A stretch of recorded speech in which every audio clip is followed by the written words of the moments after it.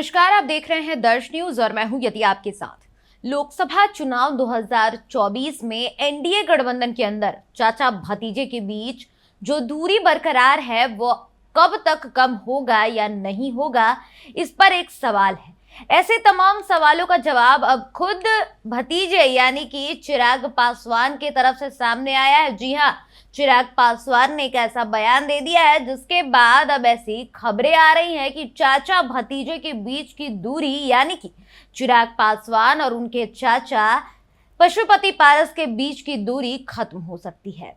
वैसे में भतीजे ने बता दें कि चिराग पासवान ने अपने चाचा को चुनाव से पहले थोड़ी पटखनी जरूर दी है, जिसके बाद चाचा थोड़ा नाराज भी दिखे, लेकिन बाद में कोई उचित विकल्प नहीं मिलने की वजह से नाराजगी भी कम हुई और बोल भी बदल गए हैं चाचा जी के।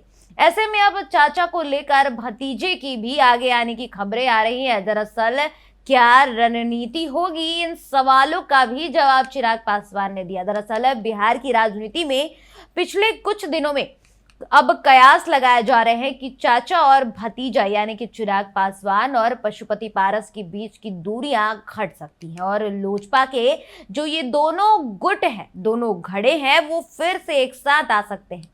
हालांकि जब इस बारे में चिराग पासवान से बातचीत की गई है तो इस दौरान उन्होंने बयान देते हुए कहा है कि ये जानना काफी अहम हो जाता है। वहीं चिराग पासवान ने यह भी कहा कि भविष्य में क्या होगा ये अभी तक कोई भी नहीं कह सकता है।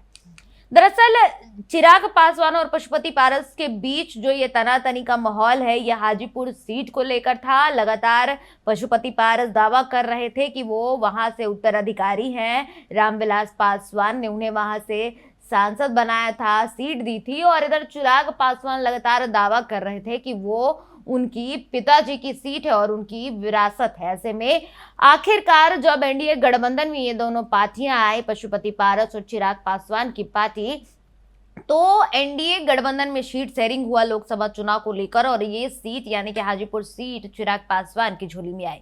इसके बाद चाचा पशुपति पारस नाराज भी हुए, उन्होंने केंद्रीय मंत्रालय से इस्तीफा भी दे दिया।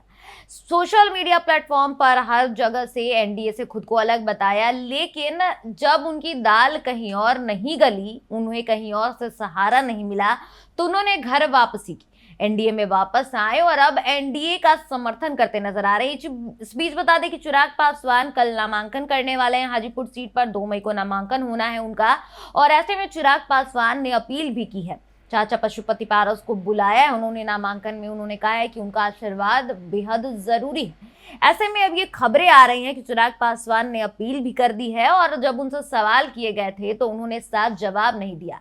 इस बीच अब राजनीतिक गलियारे में अटकलें होने लगी हैं कि क्या चाचा भतीजा फिर से एक बार आ सकते हैं। जो लोजपा का ये 2 गुट बट गया है स्वर्गीय रामविलास पासवान के जाने के बाद से, क्या फिर से एक बार ये देखने को मिलेगा। दरअसल बिहार की राजनीति में पिछले कुछ दिनों में अब कयास लगाए जा रहे हैं कि चाचा और भतीजे में दूरियां घट सकती हैं, लोजपा के दोनों गुट एक साथ हो सकते हैं। हालांकि इस बारे में चिराग पासवान ने कुछ साफ नहीं कहा है, लेकिन उन्होंने ये जरूर इशारों में कह दिया है कि आने वाले समय में क्या होता है ये अभी नहीं कहा जा सकता। लोजपा के दोनों गुटों की अगर बात करें तो इसका विलय चिराग पासवान और पशुपति पारस के बीच की दूरियां हो सकती हैं और ऐसे में अब ये खबरें आ रही हैं कि अब दोनों एक साथ आएंगे। तो ये देखना दिलचस्प होने वाला है कि क्या सच में जो लोजपा के दोनों गुट बटे हुए हैं ये दोनों एक साथ आएंगे। और ऐसे में कल चिराग पासवान नामांकन करने वाले हैं। उन्होंने इससे पहले भी कहा था, जब उनसे बातचीत हुई थी पत्रकारों की, तो उन्होंने कहा था कि वे चाचा को आमंत्रित करेंगे। जब वो नामांकन करने जाएंगे तो अपने चाचा का आशीर्वाद वो पाना चाहते हैं। और ऐसे में अब ये अटकलें तेज हो गई हैं। चिराग पासवान से जब ताज़ा बातचीत हुई है, उनका एक ताज़ा बयान आया, उसमें उन्होंने साफ ये कहा है कि आगे क्या कुछ होगा इस पर कोई कुछ भी नहीं कर सकता है। तो चिराग पासवान का ये बयान अपने आप में ही कई ज़्यादा सुर्खियां बटोर रहा है। जो राजनीतिक गलियारे में हलचल तेज हो गई है इस बयान के बाद से और ऐसा कयास लगाया जा रहा है कि लोजपा के जो ये दोनों गुट बटे हुए हैं ये अब एक साथ देखने को मिलेंगे, यानी कि चिराग पासवान और पशुपति पारस चाचा भतीजे की जोड़ी एक बार फिर से सबको देखने के लिए मिलेगी। दर्श न्यूज पर फिलहाल के लिए इतना ही। देश दुनिया और बिहार झारखंड की तमाम खबरों को देखते रहने के लिए बने रहें दर्श न्यूज के साथ। धन्यवाद।